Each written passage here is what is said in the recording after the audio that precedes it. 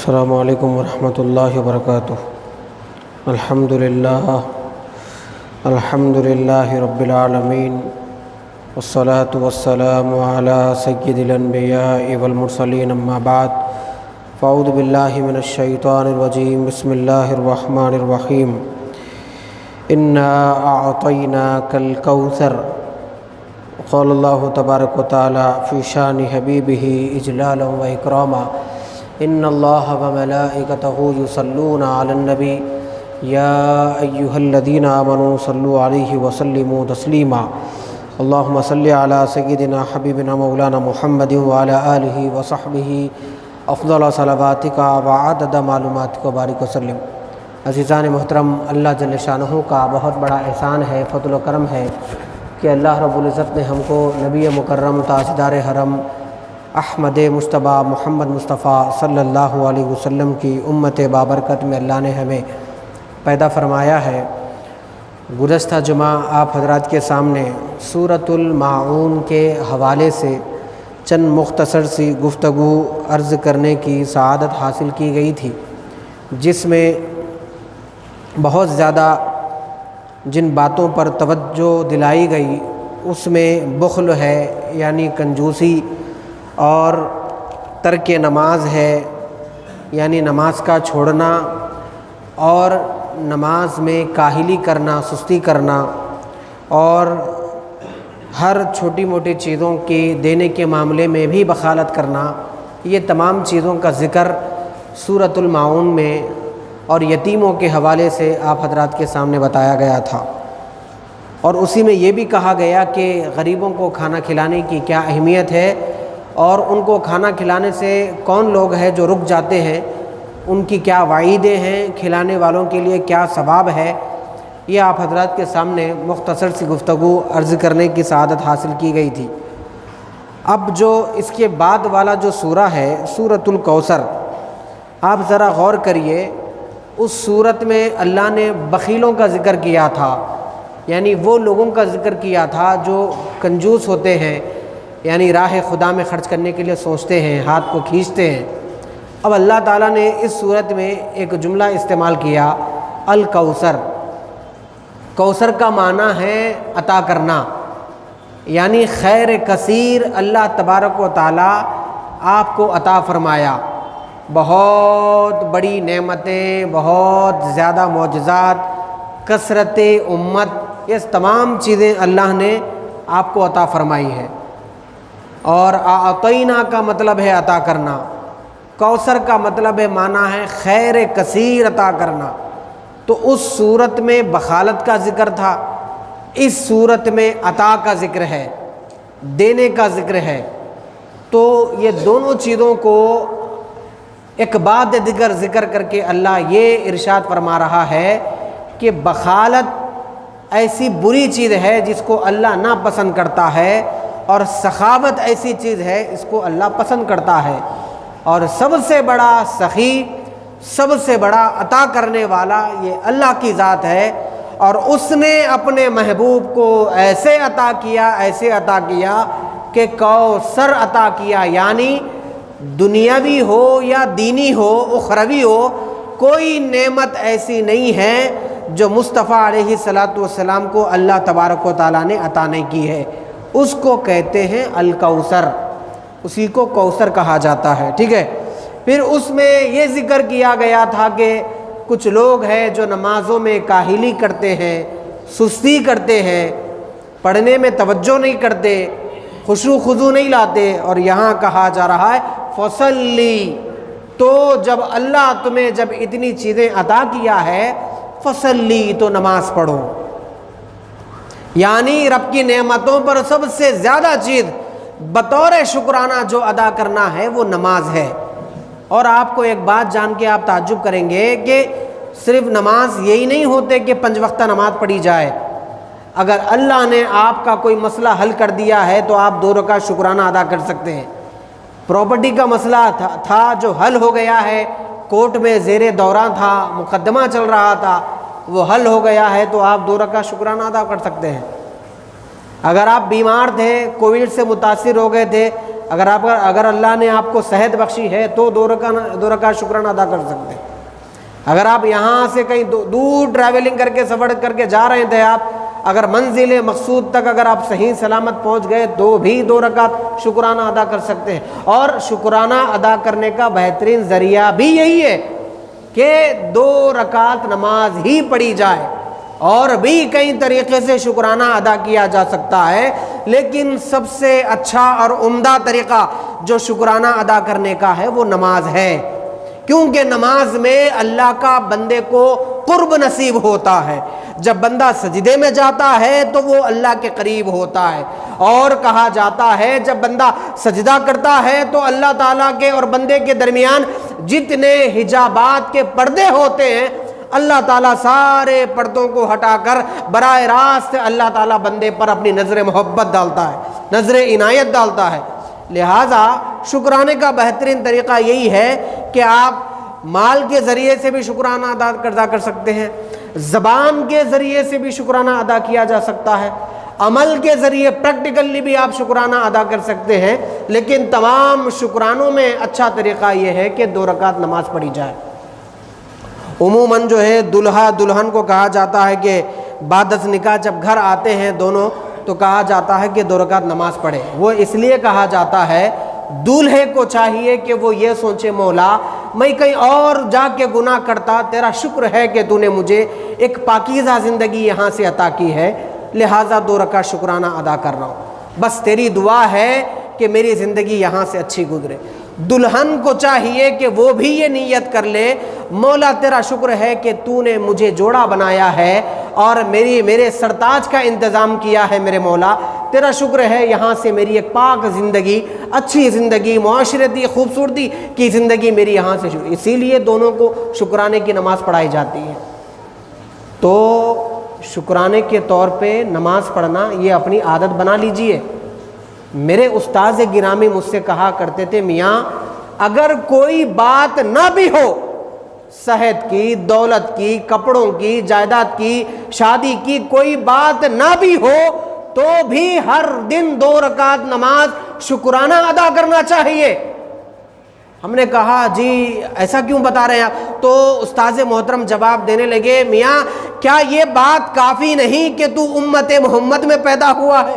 سبحان اللہ، کیا یہ بات شکرانہ ادا کرنے کے لیے کافی نہیں؟ تو بن مانگے مصطفیٰ کی امت میں پیدا ہوا ہے۔ ارے موسیٰ جیسا نبی یہ دعا کر گئے، مولا میں تیرے محبوب کا امتی بننا چاہتا ہوں۔ کون موسیٰ؟ کلیم موسیٰ، کوہ طور پہ جا کے بات کرنے والے کلیم اللہ حضرت موسیٰ، جن پہ تورات نازل ہوئی، جو اللہ سے بات کرتے ہیں، جو نبی ہے، رسول ہے۔ اتنے اولو العزم والے پیغمبر نے آرزو یہ کی، میرے مولا کاش میں تیرے محبوب کا امتی ہوتا۔ تو ہم کون سے کھیت کے مولی ہے کہ اللہ نے ہمیں بن مانگے مصطفیٰ کا امتی بنا دیا ہے۔ استاذ محترم کہا کرتے تھے، اسی لیے ہر دن 2 رکعت شکرانہ ادا کرو، مولا تیرا شکر ہے کہ تو نے مجھے مصطفیٰ کی امت میں پیدا کیا ہے۔ اس امت میں پیدا ہونا سب سے بڑی اعزاز والی بات ہے۔ کنتم خیر امت اخرجت للناس، تم کو اللہ نے بہترین امت بنا کے پیدا کیا ہے۔ آپ کو اندازہ نہیں ہے کہ آپ کتنے بہترین لوگ ہیں۔ یہ صرف سننے کو اچھا دکھتا ہوگا، لیکن اگر ڈیپ میں جا کے خود سوچیں ہم لوگ کتنے اچھے ہیں تو آپ کو معلوم ہوگا۔ آپ لیٹ سے آئے، دیر سے آئے، لیکن اللہ نے آپ کو بہت گریٹ بنا کے پیدا کیا ہے۔ کیوں معلوم ہے؟ اللہ تعالیٰ 1,24,000 پیغمبروں کو جو پیدا کیا ہے نا، ان کی بھی امتیں ہوگی، لیکن اس امت کا حال یہ ہے 1,24,000 پیغمبروں کی امتیں جنت میں بعد میں جائے گی، سب سے پہلے آپ جنت میں جائیں گے۔ سبحان اللہ، کتنی بڑی بات ہے، دیکھو میرے بھائی۔ اچھا، وہ لوگوں کی عمریں لمبی لمبی تھی، حضرت آدم، حضرت نوح، حضرت موسیٰ، حضرت عیسیٰ، یہ جتنے انبیاء کرام ہیں ان کی امتیں جو تھی نا، ان کی عمر کتنی تھی معلوم ہے آپ کو؟ 150 سال، 200 سال، 400 سال، 500 سال۔ اور ہماری عمریں کتنی ہے؟ 40 سال زیادہ ہو گئے تو خبرستان خواب میں آ جاتا اپنے چلی جانا ہے بول کے۔ اب تو کووڈ ایسا ہو گیا، کورونا ایسا ہو گیا، نہ جوان نہ بوڑھے نہ بچے نہ کوئی، سب چلے گئے، اپنے بھی چلے گئے، بیگانے بھی چلے گئے، دوست بھی چلے گئے، دشمن بھی چلے گئے، لاکھوں لوگ مر گئے۔ ایک رپورٹ کے مطابق میں ایک پیپر میں پڑھ رہا تھا، ایک رپورٹ کے مطابق جو نا قریب 2 کروڑ لوگ جو نا ساری دنیا میں جو نا 2 کروڑ لوگ دنیا سے چلے گئے کووڈ کی وجہ سے۔ اس میں اپنے امبر پیٹ کے کتنے لوگ ہیں آپ اندازہ لگائیے۔ اللہ سب کو جنت نصیب کرے، سب کے حسنات کو اللہ قبول فرمائے، سیئات کو اللہ درگزر فرمائے۔ کتنے لوگ دنیا چلے گئے، تو مطلب کیا ہے، ہماری ایج کم ہے، عمر کم ہے، اور جیسے جیسے قیامت قریب آتے رہیں گی نا اور ہماری ایج کم ہوتے جائیں گی۔ 100 سال کے لوگ کہاں دکھ رہے جی میرے بھائی؟ پہلے زمانے میں آپ پرانے بزرگاں بیٹھے ہوئے ان لوگوں سے پوچھیے، آپ بزرگ حضرات سے، پہلے زمانے میں 80 سال 90 سال 100 سال 110 سال 20 سال، اگر آپ کوئی 110 سال 100 سال جی لیا تو گینیس ورلڈ کی بک میں اس کا نام آ جا رہا۔ اتنی بڑی بات، تعجب کی بات ہو گئی، ورنہ پہلے زمانے میں اتنی لمبے عمریں کیوں ہوتی تھی معلوم ہے آپ کو؟ وہ لوگ پہلے زمانے میں ہر کسی کی دعا لیتے تھے، اب اس دور میں ہر کسی کی بددعا لی جا رہی ہے۔ دعاؤں سے عمر میں برکت ہوتی ہے۔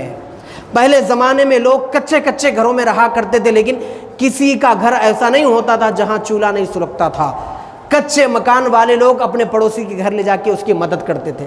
یہ دور ایسا چل رہا ہے، بہنوں کا حصہ مار کے کھا رہے ہیں جی، بھائیوں کا حصہ دبوچ کے کھا رہے ہیں۔ کس کے بنیاد پر؟ سیاست کی بنیاد پر، طاقت کی بنیاد پر، ریفرنس کی بنیاد پر، پہچانت کی بنیاد پر۔ ارے جو کرنا ہے کرو جی، میری ان سے ملاقات ہے۔ ارے جس کو مارنا ہے مارو جی، میری ان سے ملاقات ہے۔ ارے جس کا لینا ہے لے لو جی، میں ان کو فون کرو تو ابھی آ جاتے انہوں یہاں پر۔ یہ ریفرنس ہے، بڑے ریفرنس ہے۔ ایسے ریفرنسوں کی بنیاد پر جو نا سب مال ہڑپ رہے ہیں، کھا رہے ہیں، تو کیا ہو گیا؟ عمر سے برکت اٹھا لی گئی۔ اسی لیے 40 50 55 بہت ہو گیا۔ 60 میں آئے تو انہوں بہت گریٹ آدمی ہے، انہوں 70 میں آئے تو اور مہا گریٹ آدمی ہے، انہوں 80 میں تو پوچھو ہی مت آپ، کبھی کوئی بندہ آ جاتا ہے۔ اگر آپ یہ چاہتے ہیں کہ آپ کی عمر میں برکت ہو تو کسی کی آہ نہ لیں، یہ پہلا اصول ہے۔ دوسرا اصول ہے کہ خرچ کرنے کا مزاج بنائیں، خرچ کرنے سے عمر میں برکت ہوتی ہے۔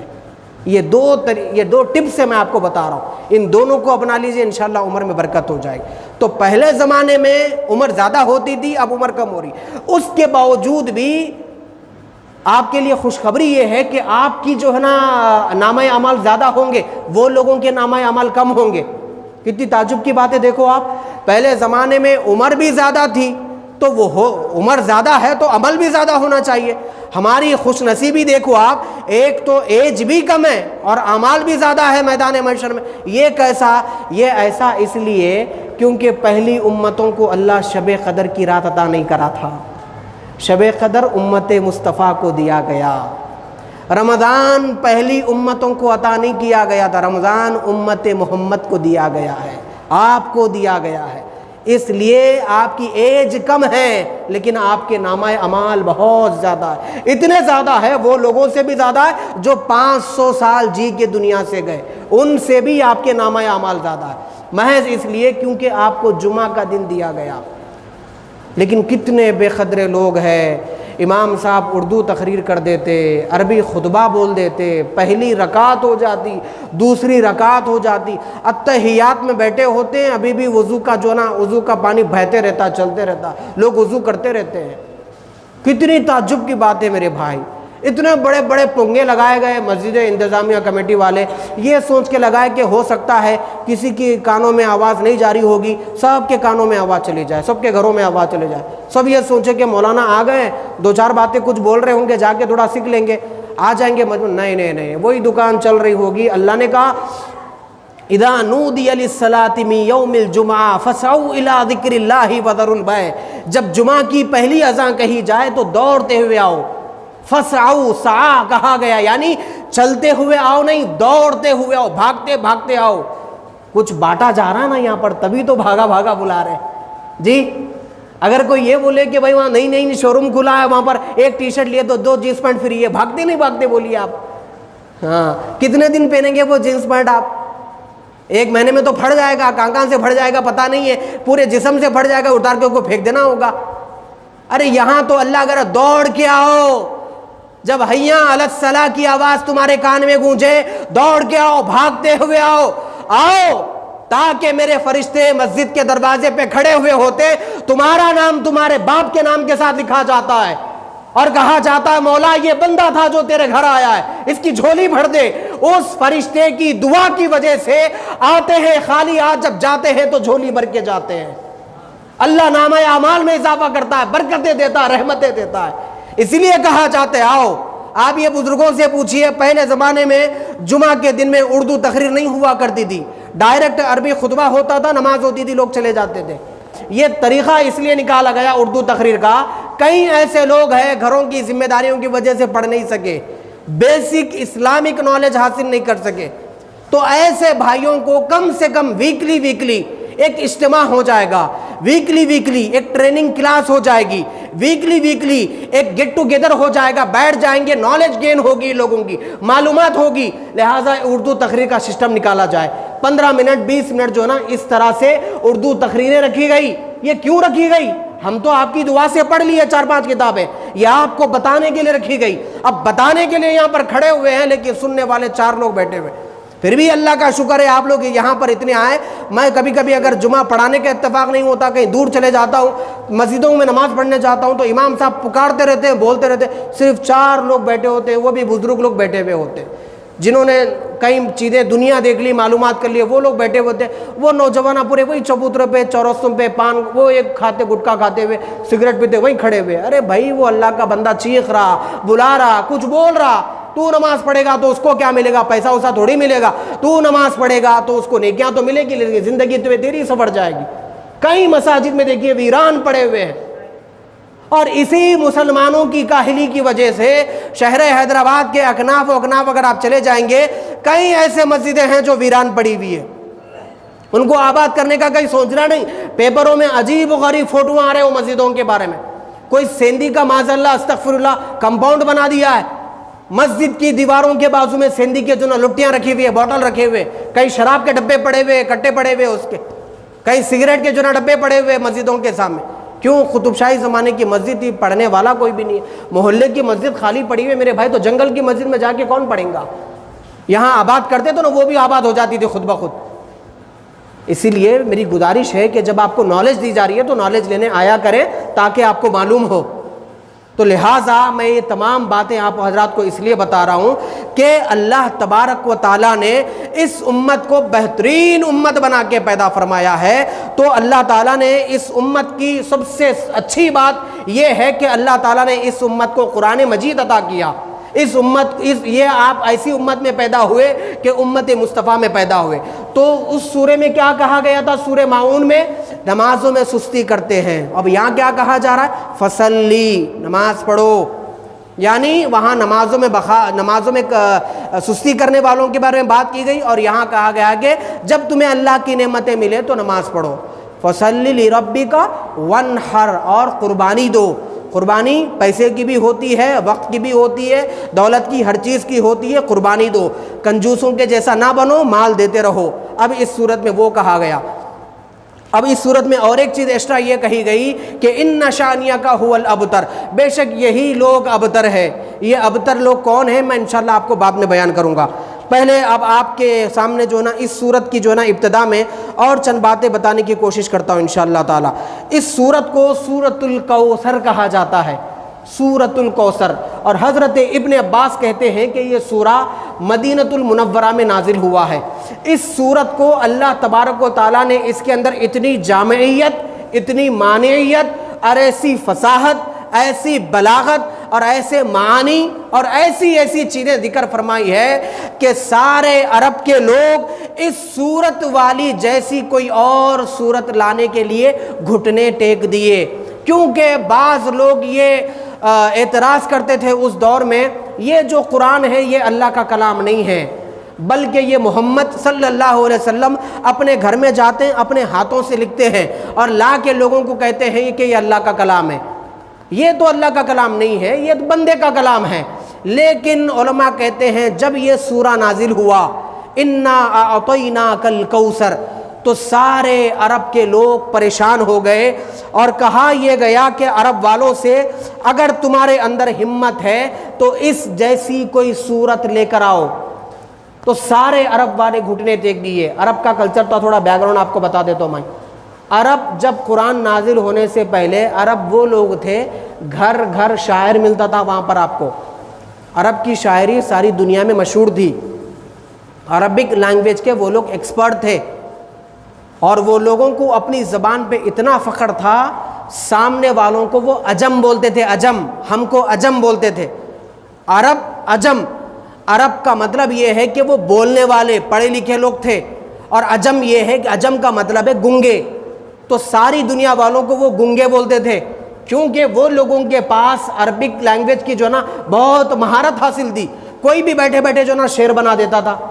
کوئی سورج پہ شعر لکھ رہا, کوئی چاند پہ شعر لکھ رہا, کوئی اپنی محبوباؤں پہ جو نا اس زمانے میں شعراں لکھتے تھے, کوئی جو نا گھوڑوں پہ لکھتے تھے, گھوڑوں کے بالوں پہ لکھتے تھے.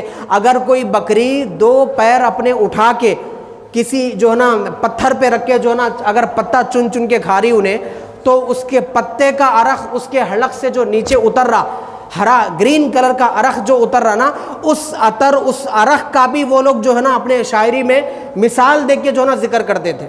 ان جو نا بڑے بڑے شاعروں میں امرؤ القیس بہت بڑا شاعر ہے, اس کا نام بہت بڑا مشہور ہے.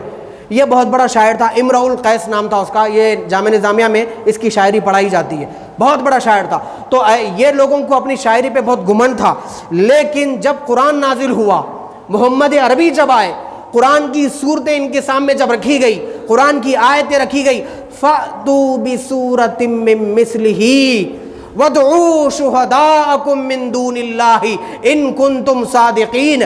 اگر تم اپنے وعدے میں سچے ہو, پکے ہو, تو اپنے باطل خداؤں کی مدد سے قرآن کی جیسی کوئی ایک سورت لے کر آؤ, ایک آیت لے کر آؤ.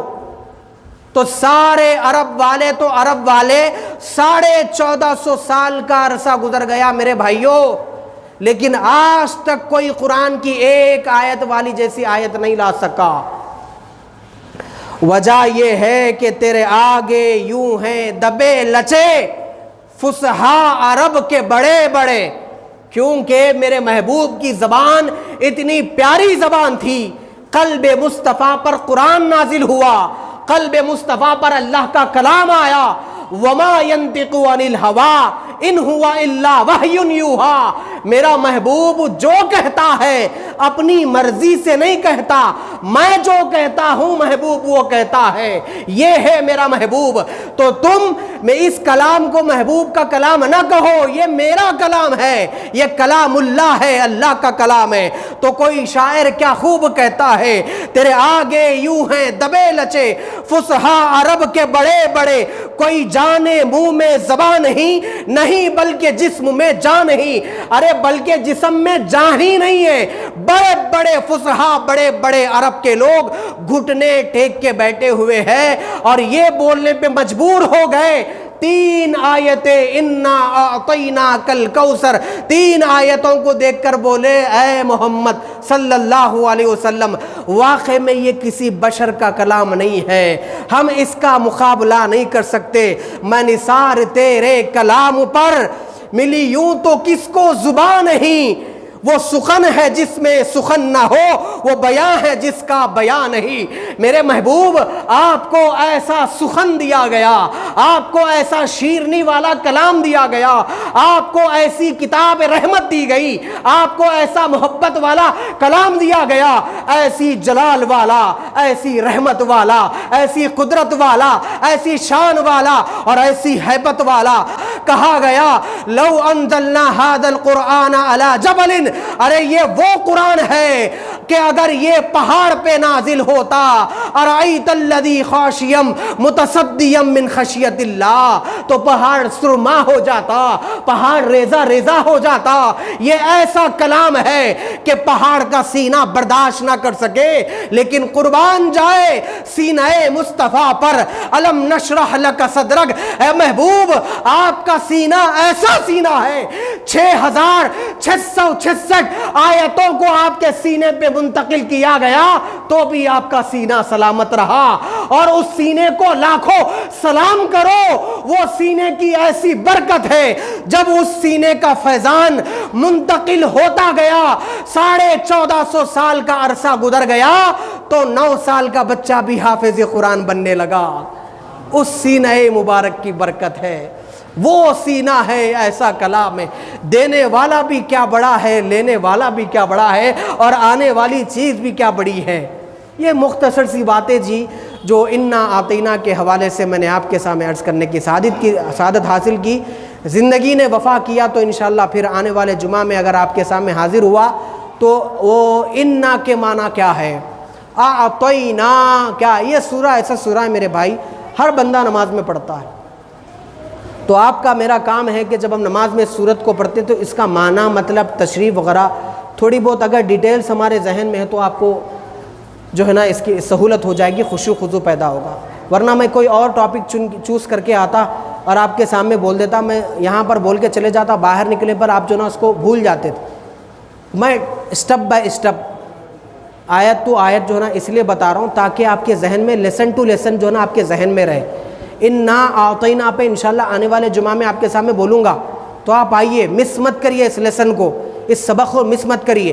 اگر کوئی چیزیں مس ہو رہی ہے تو یہ موبائل کے اندر ریکارڈ ہو رہا ہے, سوشل میڈیا کا زمانہ ہے, ریکارڈنگ چل رہی ہے, کرنے والے اللہ جزائے خیر دے یہ کر رہے ہیں, ثواب جاریہ کی نیت سے کر رہے ہیں. اگر یہاں پر آپ سے کوئی بات مس ہو جائے تو اس کو آپ جا کے لاگ ان عظیم جو ہے نا گوگل پہ ٹائپ کریے, آپ کو جو ہے نا یہ ویڈیو اب جو بیان ہوا ہے یہ آپ کو مل جائے گا, وہاں سے آپ کو کچھ سننے کو مل جائے گا. بس سن کے آپ اپنا بھلا کر لیں, مجھ غریب کے لیے دعا کر دیں, آپ کی دعاؤں کا محتاج ہوں.